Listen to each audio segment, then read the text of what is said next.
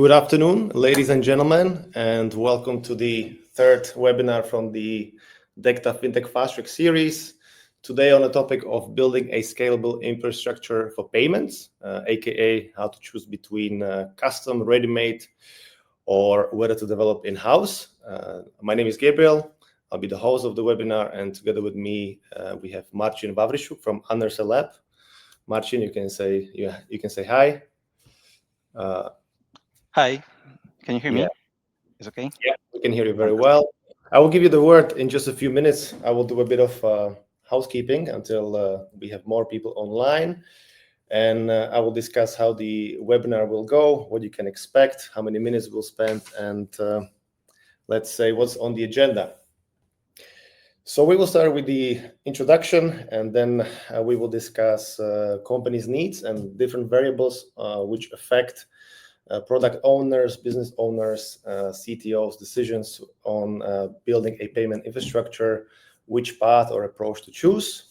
We will discuss, of course, regulation and current trends, which, of course, also affect decisions of payment owners when building a payment infrastructure. We will also present a case study, a real-life case study with real numbers and figures from DECTA's experience on a particular merchant who decided to build a payment infrastructure and how it affected their cash flow and business and such. And at the end, we will have a small giveaway. We will have a giveaway on some incentives that DECTA offers within the DECTA FinTech Fast Track program for future acquirers and issuers. So I think it can be quite valuable. And last but not least, we will try to have a Q&A session, although there are small hiccups with the Slido and our interactive slides. So let's see if we can make it work. If not, we will just try to make a proper summary of the webinar of what we have discussed, and hopefully this will be valuable. We will leave our contact details in case there will be some questions afterwards, and so you'll be able to reach to Marcin and me after the webinar as well. So I think without further ado, I would like to introduce Marcin Wawrysiuk, and Marcin, I'll give you the word. You can tell the listeners, attendees, who you are, what is your experience, and why you are part of this webinar.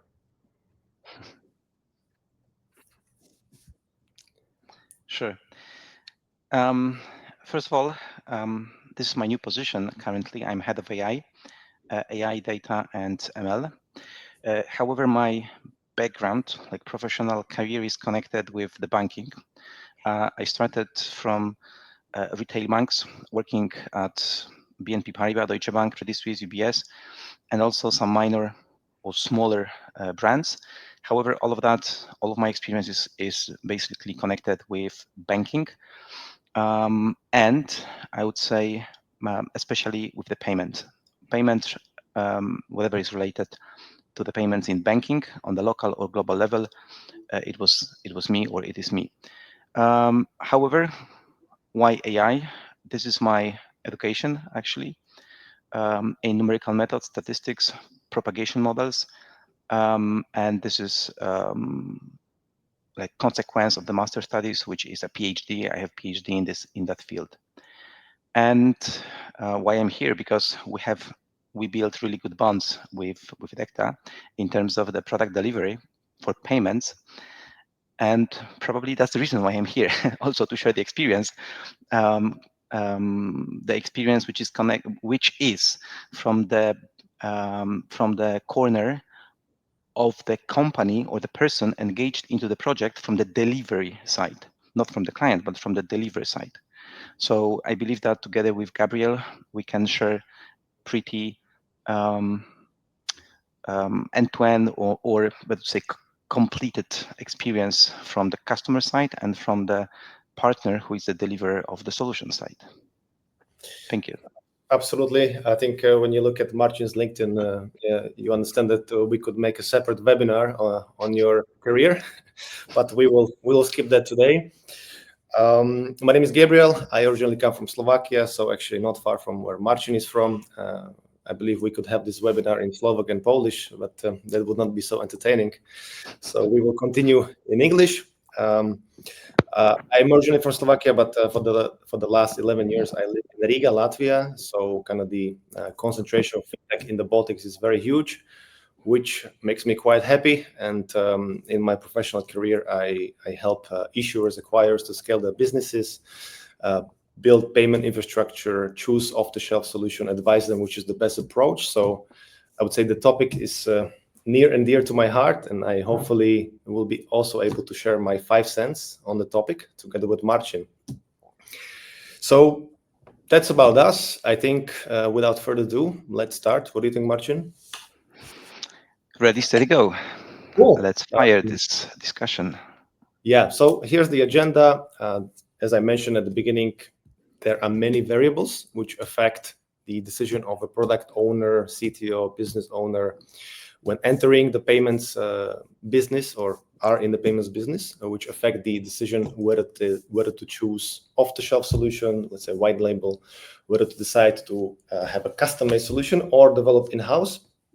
So at the beginning, I would like to discuss the company's needs, and maybe Marcin, you can start and tell us what type of requests do you usually get at Anderson Lab, what type of clients do you work with? Right.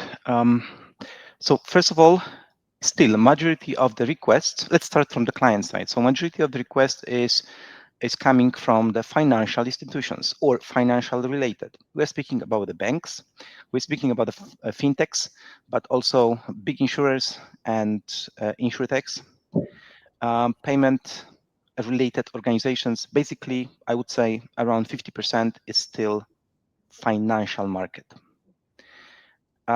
That's point number one. The second one, as you might expect, majority of the requests right now is about AI. And there are two types of the AI request. I like to split it into two subdivisions. The first one is for the internal processes, optimization, automation, and so on. And the second is for the client-facing applications. And as you might imagine, client-facing, even right now, with pretty advanced AI, as we have in the market, AI, I mean the models. Basically, this is the heart, or this is the brain of the whole AI ecosystem. Hallucinate. I mean, they are not really hallucinating because conceptually, if you take a look at it from the mathematical point of view, this is not hallucination, but this is the natural behavior, so-called extrapolation of the data, which model was not,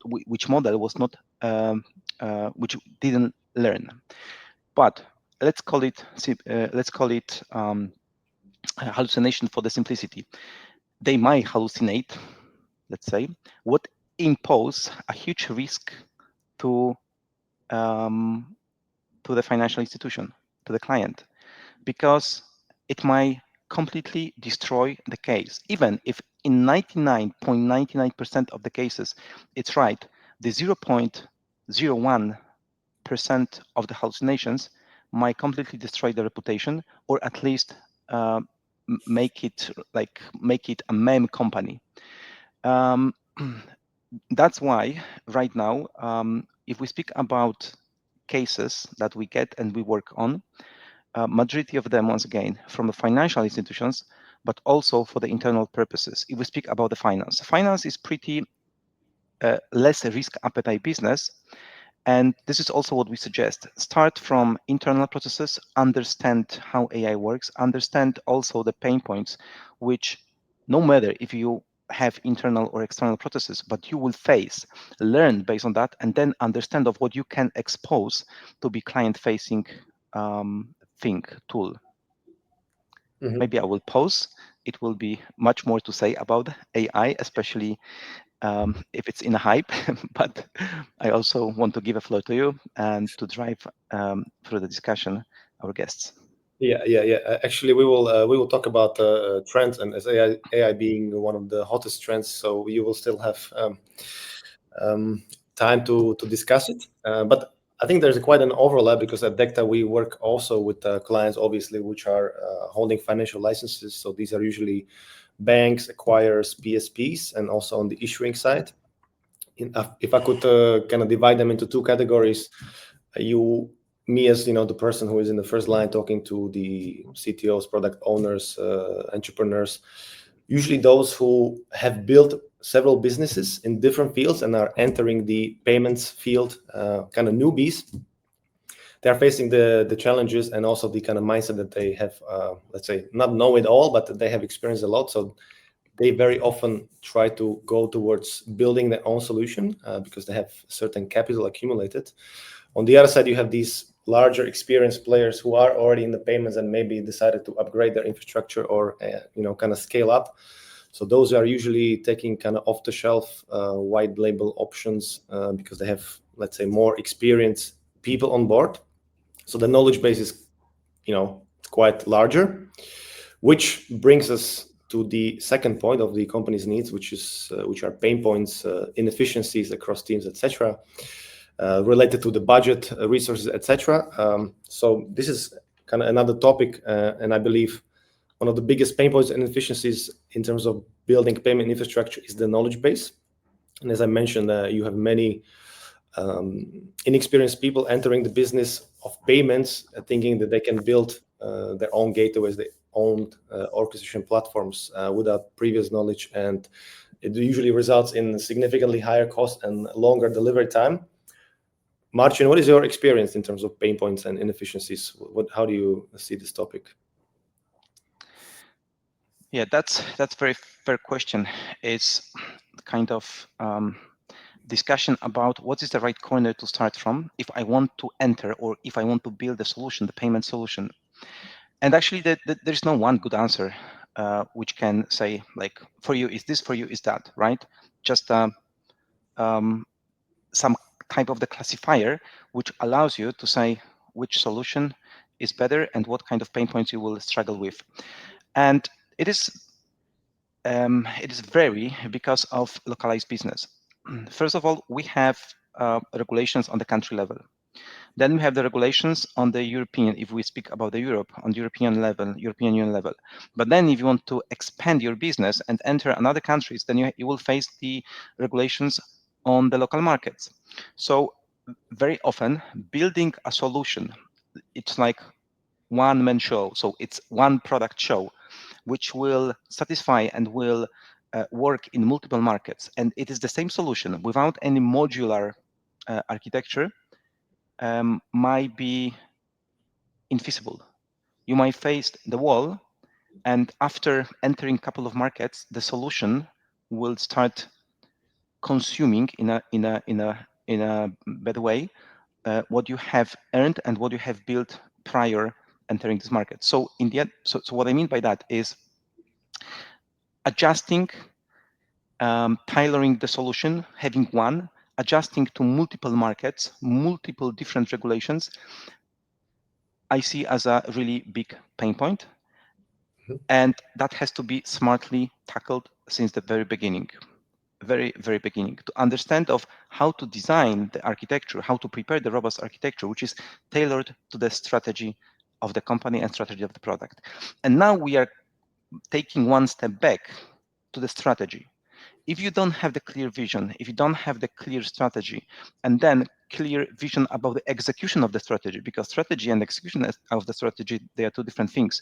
If you don't have clarity about that, you might end up with the semi-scalable product, which will work until some point, but then it start failing. And then you need to build another product and another to satisfy the other markets. And then you double, triple, quadruple the cost of the solution. And we don't have the time to discuss all of the pain points, but I would say this is super initial, super important to understand. Start from the strategy, vision of the execution of the strategy, and then architecture and design of the product. Otherwise, you might face really a wall. You might face a wall really very, very quickly. Yeah. Okay. Well, that makes sense, and I think it's very much related to the fact of having, resource for quality people on board who can define the strategy and know what they are doing, and this is usually achieved by experience, and these people are kind of scarce, at least in the payments. So I guess it's one of the conclusions is that the knowledge base it's quite important when you're scaling up. And we discussed the budget. So perhaps Marcin, you can tell us what is the difference for Anderson Lab yourself when you approach larger fintechs or banks, or when you get requests from them, or kind of building for them or working with them, versus kind of these inexperienced smaller players who are very much on a budget? It is very related to the knowledge base and to the pool of the talents which you mentioned before. Because of course, if you want to build the strategy, execute the strategy with all your own forces, then you will face another wall, which is how to get these people, how to get the good people. Good people very often are sold. Very often they earn good money. I'm not sure if you heard the recent case. It's about Meta trying to acquire one of the former employees, Andrew Tulloch, and they offered him 1.5 billion of USD, which is vested in 6 years. And finally, he agreed to join. Nobody knows for how much money, but he finally agreed. So you see, what is the money in the air if we speak about really top talents? And just imagine how expensive are they. So this is also crucial decision point, I would say, or the differentiator if we speak about smaller and the bigger companies. Bigger companies, very often, they have people on board. They know what they want to build. They know how to build it, and they need more executor. So from the strategic point of view, they have the vision, they have the strategy, they know how to execute it, and they need executor. And this is where we deliver resources. But these resources are being kind of still under our umbrella, but they are conducted via something what I like to call internal processes and procedures. Because very often big banks, big financial institutions, they have their own policies, they have their own procedures, they have their own software development framework, and we have to adjust to it. So at the end of the day, we just give the people who work according to the rules. And what is the risk and what is the pain point of that is we have worked out internal, pretty agile and lean delivery framework. If we start working for the big labels, this framework, adjustment of this framework to the requirements of the client might kill the whole efficiency which comes with this framework. On the other side, if we speak about smaller clients, then very often we participate in building the strategy, vision, and also execution strategy, and then we jump into the execution. So in the other words, we, apart from being just a software development company, we are also the consultancy company. So we cover consultancy plus software development. It doesn't mean that we cannot do that for the big players, but very often they have identified, established the processes, procedures, strategy, and so on. So we do not even have any space for doing that. So that's the bigger difference, I would say, between big and smaller. In smaller companies, very often we provide just more than just software development with our expertise in consultancy, with our processes, which are very robust, lean, and tested in hundreds of the projects, made for for hundreds of the clients as well. So it's very tested and validated. Apart from that, I would say from the company point of view, or from my point of view, the standard, the quality of the deliverables, it doesn't differentiate. We doesn't differentiate in terms of how hard we work on the final solution, or how professional we are on one for working for one or the another. It's the same. Its difference is mainly in what we cover and to which extent we help the client. Yeah. Actually, I agree with you. It's likewise within DECTA, we have several pricing models depending on the client, and it's not very uncommon that for the smaller clients who are entering the payments business from other businesses, let's say cross-border, etc., then a significant consultation is included, because that's simply the way it is. They don't have those experienced, knowledgeable people who are quite expensive. So, Marcin, are you expensive? We can discuss it offline. I'm sure that you can afford it.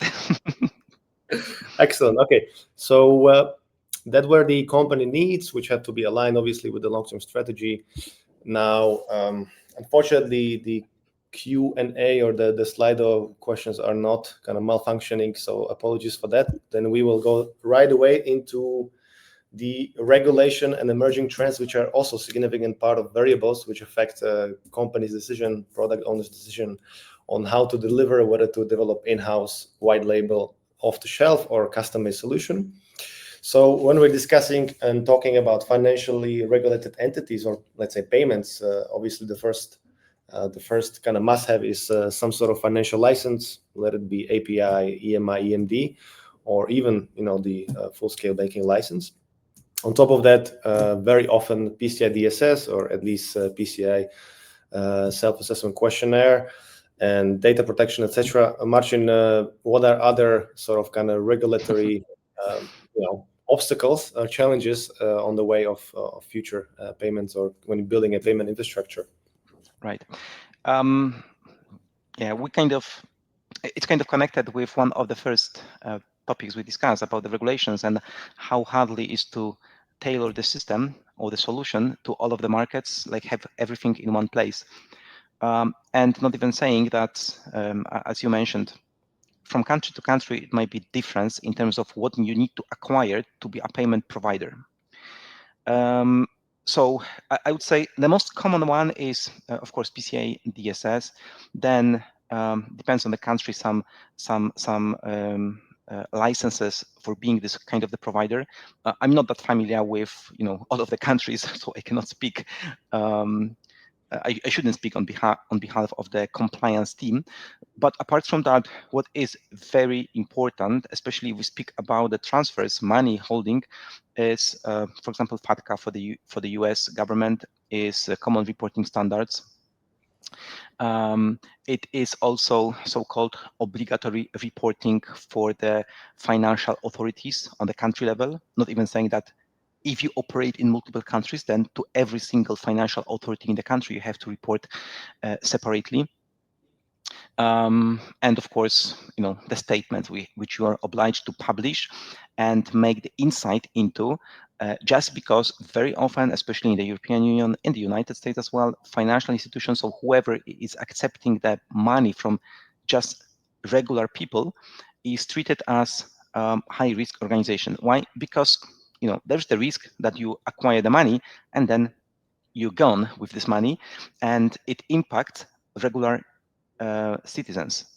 And there's nothing worse for the government or for the, in the election to have such a fail when the money was defrauded or the money was stolen by the organization with the license, which was given to the company. And it was in the period when some government just ruled the country. So this is how it looks like. Apart from that, I would say, from the technical point of view, I would say if you want to optimize it, if you want to be kind of optimal, then a smart choice might be go to the cloud ecosystem. Very often cloud services which you can utilize, are already compliant with, for example, GDPR, PCI DSS, with data security, PII, for example. They are very often compliant with, and they are what is also worth to mention. If we speak about the big players, like for example AWS or Azure, Google, they are compliant from country to country. So if you operate in the countries where they have the data centers, it will be compliant. So the cloud. So if you build a system on top of the cloud, you automatically fulfill the compliance with these regulations like PCI DSS, GDPR, PII, and so on. Yeah, actually, excellent point. The cloud infrastructure is really becoming very, let's say, convenient in terms of all the regulation, because it's already included some part of the infrastructure indeed. So that's a topic we discuss. Of course, another significant thing to consider, or variable to consider, are customers' expectations and kind of local specifics of the market. So, for example, if you're building in Poland, where Marcin, you're from, definitely you have to consider local payment methods, which are even more popular than the card payments. So you need to think about the customer experience, flow of it. What about trends and innovations, emerging trends? Well, Marcin, you are, let's say, AI expert. I think this is something where you have a lot of expertise. Can you discuss something about the emerging trends, and where do you see we are going or heading to? Mm-hmm. Right. I can tell you, like, from the customer point of view, and if we work in payment industry or not even payment industry, there is the expectation, what we observe, of course, there is the expectation of the customers, clients to, you have to understand me. I don't need to tell you, I don't need to fill in 100 pages questionnaire about myself to let you understand, but I expect you will understand me from the context of the conversation. Maybe I will give you some information upfront, but on the other side, you have to understand me based on what I'm saying and based on the conversation that we have. And this is what we call profiling, but it's AI profiling. And this is one of the areas of AI which is evolving. Why it is evolving? It is because, just imagine the situation, and this is actually the system which we're building. It's a trip planning, and in the trip planning, the system is equipped with AI agents, and these agents learn about yourself. Like for example, if you pick up or if you search for the airport from where you want to travel to the other one, after a couple of such searches, the model or the system will learn which one is preferred airport for you. For example, if we speak about Paris, you have 4 airports. So the model will learn without even telling him explicitly which one is your preferred airport. If you search for Paris, then it will automatically use this one. Not even saying the agents which work under the need. And for example, if the flight which you're looking for and you wanted to book is not available, it will search and propose the one which is most similar to this one. And this is the expectation of the people, of the customers. Instead of saying, I cannot book the flight, I cannot make the payment, the system will handle that automatically and will process with the most similar available method immediately. Even very often, even without asking you, but just processing, because the one you choose and the one which was alternative is so close to each other that it can go for it. And this is, in my opinion, something what is evolving very, very quickly, and people start understanding that, okay, if system can think on behalf of me partially, so it is kind of the digital twin which is built into the system, I want to go for it. Of course, it's very hard to identify right now the border of what people want to, delegate, what they don't want to delegate. We still learn of how to understand or what to delegate, what not to delegate, and also understand that some people with some preferences might be willing to delegate. The other one, they might be not willing to delegate even the same thing. So there is a lot of variables in the space, but definitely this is the trend. Using agents, AI agents, in better understanding individual people, not generalized and treat them, if you live in Warsaw, then everyone living in Warsaw will be treated the same way. No, it's like keeping you as individual with your own needs, your own preferences, and then working and doing the things, keeping that in mind, not generalize you. Okay. So this is what I see. It's a future, and it's absolutely related to payments because it's the same way. If you pick up one type of the payment, then the system, the agent might learn of what is your preferred way, and even do not ask you for the others, but just pre-select the one. What of course simplifies the whole process and also make your life easier because it's shorter. Yeah, definitely. The number of times I heard AI agent on some panel discussions and conferences this year, it's definitely coming. Marcin, very quickly, how many years we are from this being, let's say, mainstream AI agent shopping for us? What is your take? It's happening right now, honestly speaking. So we It's are not not the from far mainstream. away. Okay. It's not no, it's not it's not it is reality. But how quickly it will come through, like it will be used on everyday basis, I would say 5 to 10 years. This is Okay. like it will be used like people. It's not the problem, technical problem. The problem is rather trust into. Yeah. Okay. Okay. Got it. Quite interesting. I think we will make a separate webinar on that topic. And since we are already 30 minutes in, we will jump into the case study. So I already promised at the beginning that we will go through a case study of a real merchant who decided to develop a payment infrastructure in-house. So the numbers are more or less similar to the reality, and we will go through the first 5 years of the merchant. I will guide you through, and Marcin, if you want to comment, you can feel free to jump. So at the end, we will draw some conclusion and discuss what could be the best approach for a very similar company, and whether the approach of the merchant was, let's say, the correct one. So launching the business in the Baltics, so merchant decided to ensure that the business can accept one-off and auto top-up card payments for its launch in the Baltics.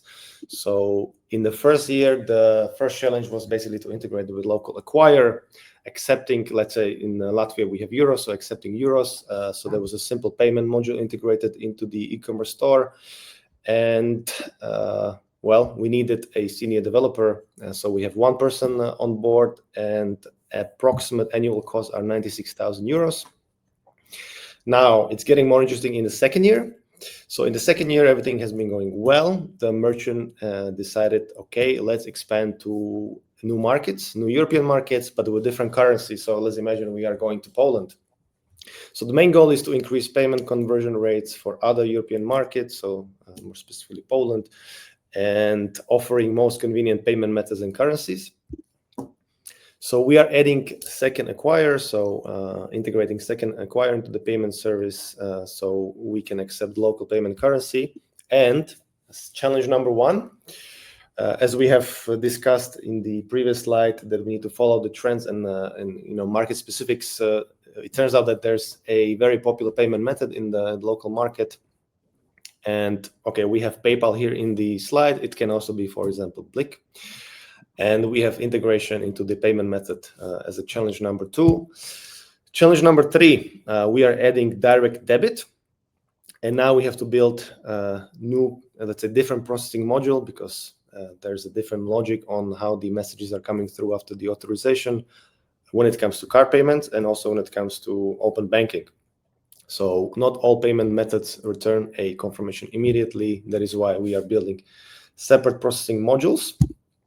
And the last challenge for the second year for the merchant is to build a custom pay form, basically unify the user experience, have their own pay form, so which is the checkout page for the end user when checking out from an e-commerce store, which already requires PCI compliancy, that is self-assessment questionnaire.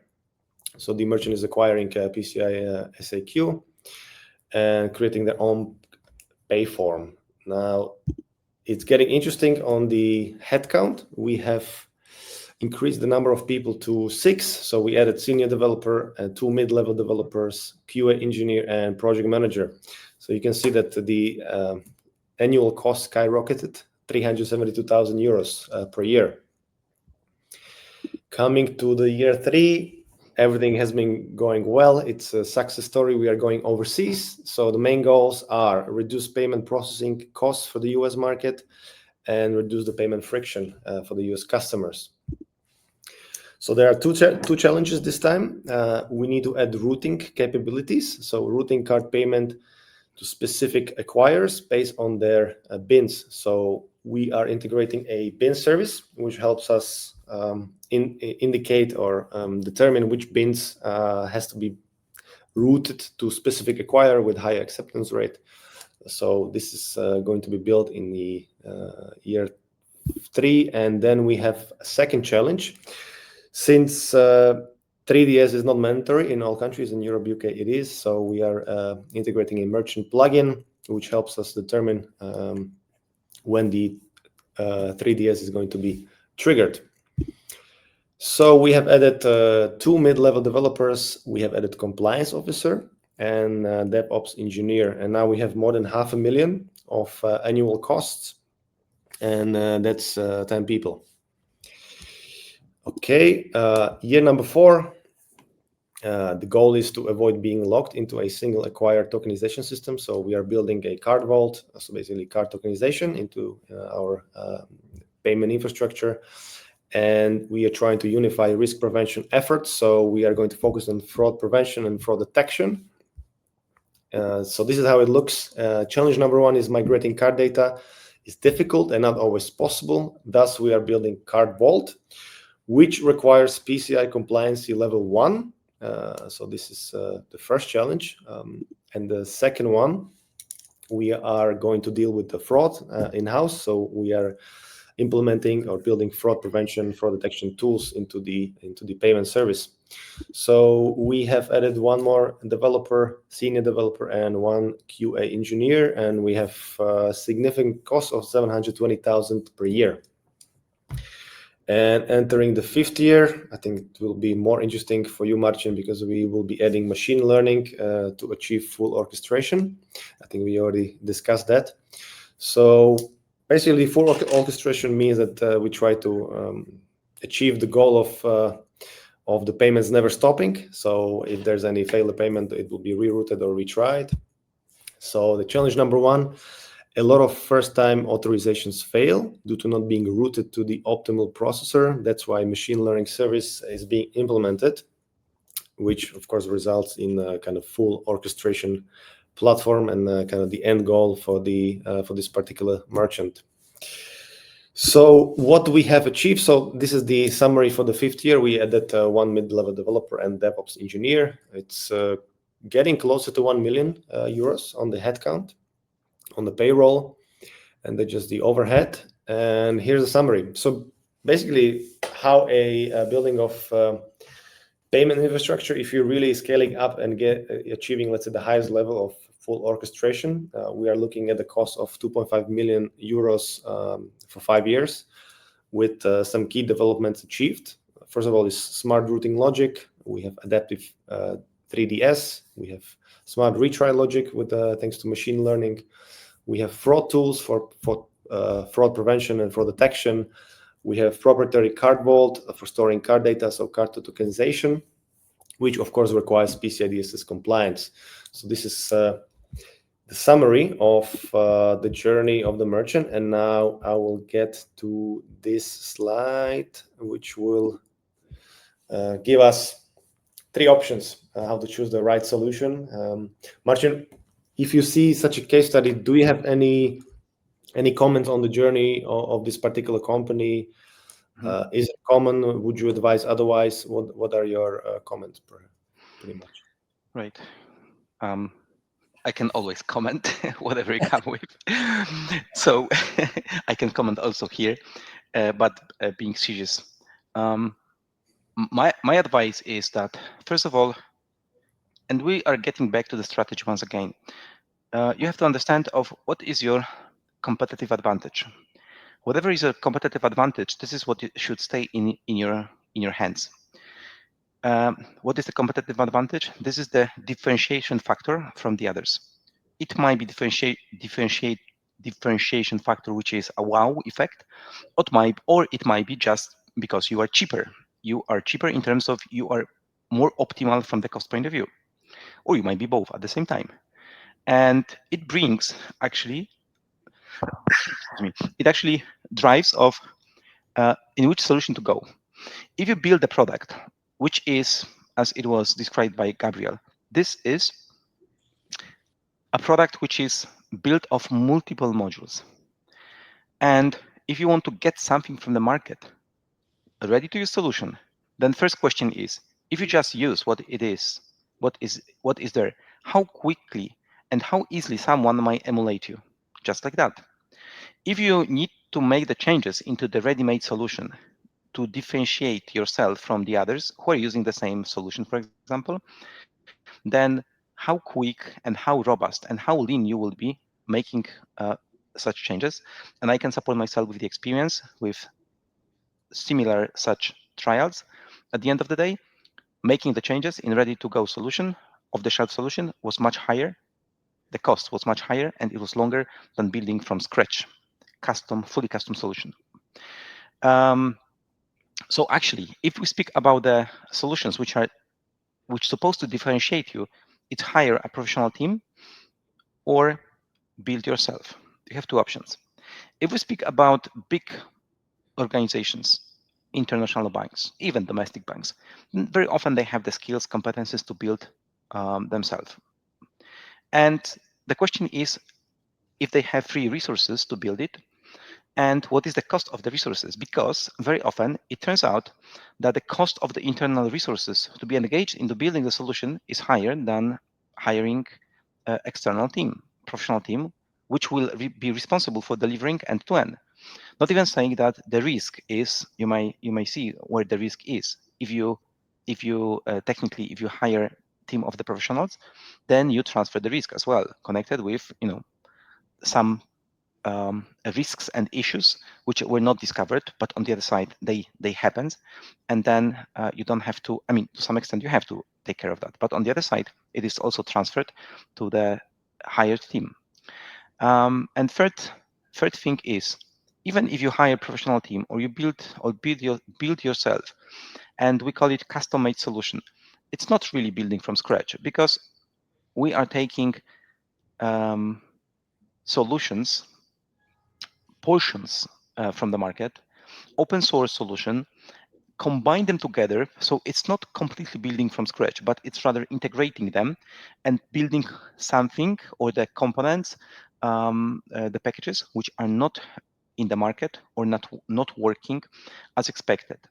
On the other side, we show the cost side, right, which was 2.5 million.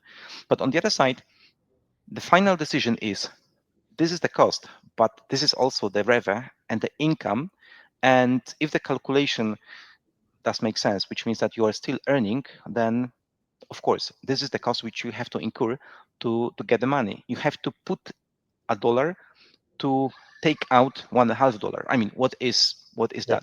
If the multiplier is greater than 1, and the margin is according to the appetite of the investors, that's a good solution. If it's below, then it does make sense to go into that.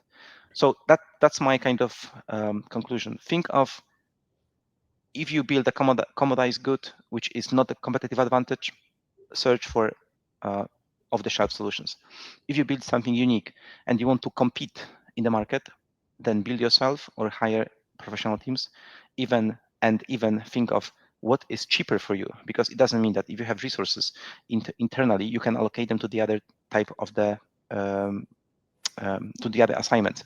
If you don't have expertise in building such a systems and you want to build them internally, it might happen that you will spend much more than hiring professional team experience in building such a systems, and might be much cheaper, and they might aware you much quicker about potential issues and the risks than your internal team, because they worked with and they know what they're building. That's the conclusion. Yeah, Marcin, thanks for the summary. That was pretty understandable. We should make some reels out of that, have it repeated. I think we are over 40 minutes, so we are coming to the end of the webinar. And before we sign off, I would like to remind some of our listeners who don't know that DECTA is running a DECTA FinTech Fast Track program, where we provide significant incentives for future acquirers and issuers. There are, of course, some prerequisites, and we will discuss those. But actually, the support can be all the way to up to 100,000 euros. So, if to describe it in more detail, for any new issuer and acquirer who is already EMI licensed entity or is considering to apply for any, let's say, financial license, let it be PI, EMI, EMD, and is considering principal membership of MasterCard or Visa, and is considering to enroll in their version of FinTech Fast Track program, DECTA is going to choose one of the issuer and one of the acquirers of those who sign up for DECTA FinTech Fast Track program, and provide these incentives to them as well. So hopefully you will be able to scan this QR code, or simply go through our website and find more information where you can sign up, or you can, of course, reach out to us directly. Now, I have failed with the Q&A session, but anyway, we are running out of time. So you can reach out to us after this webinar, both Marcin and myself, if you have some questions on the topic of building a payment infrastructure. We both can help you out, answer some questions, and we'll be actually happy to. And Marcin, maybe some closing thoughts or message you want to share? Of course, I would say the closing thoughts is, I mean, I will get back to what I said before.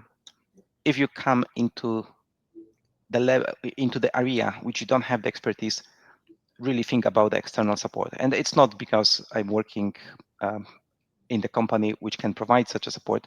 It doesn't have to be Andersen, but believe me that you will save money and will get less nervous having such a support with someone, with the organization of the experts who are experienced and they know what they are doing. So that's my final note and recommendation actually at the same time. Excellent, excellent. Thank you, Marcin. And I would like to thank everyone who found the time to spend 40 minutes, 45 minutes with us. I want to wish you a great evening, and we hope to hear from you via email or LinkedIn or any social media. Absolutely. Bye-bye. Thank you from my side as well. Goodbye.